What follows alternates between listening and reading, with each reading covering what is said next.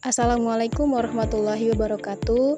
Saya Febrianti M. Kiona, kelas PAI 4B dengan NIM 22101-2019.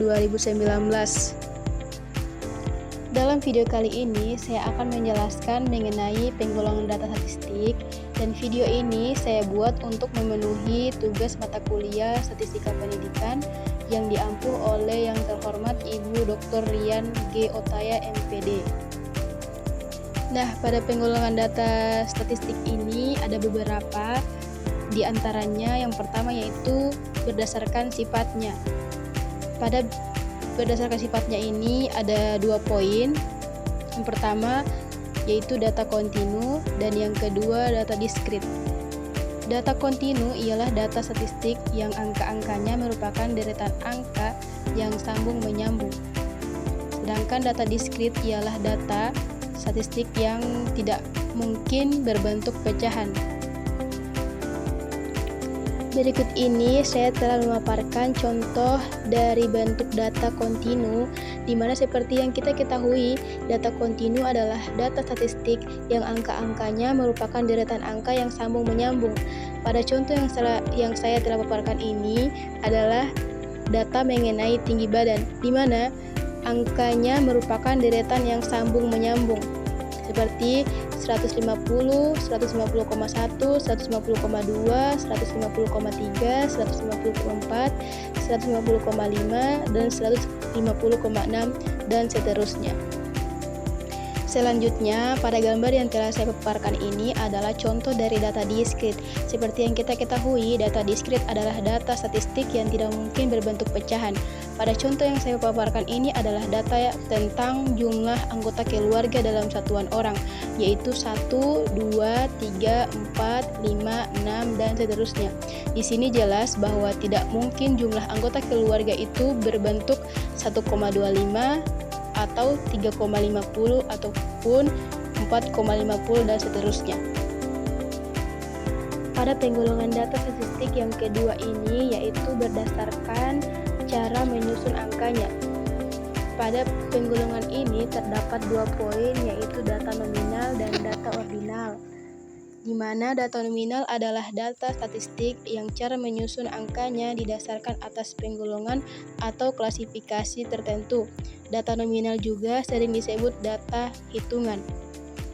Sedangkan data ordinal adalah data yang sering disebut data urutan, di mana data yang cara menyusun angkanya didasarkan atas urutan atau kedudukannya.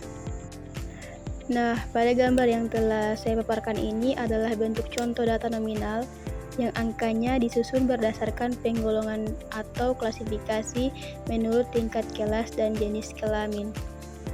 Selanjutnya, pada gambar ini telah saya paparkan contoh bentuk data ordinal yang cara menyusun deretan angkanya didasarkan atas urutan atau kedudukannya. Pada penggolongan ketiga ini berdasarkan bentuk angkanya. Pada penggolongan ini terdapat 2 poin, yaitu berbentuk data tunggal dan data kelompok. Data tunggal ialah data yang masing-masing angkanya merupakan satu kesatuan.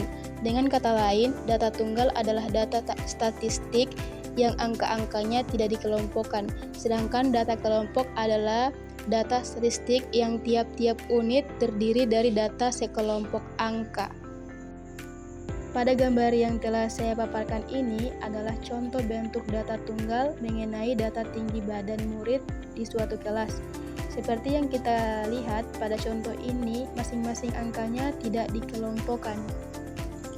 Selanjutnya, pada gambar yang telah saya paparkan ini adalah contoh bentuk data kelompok yang dimana masing-masing angkanya dikelompok-kelompokkan.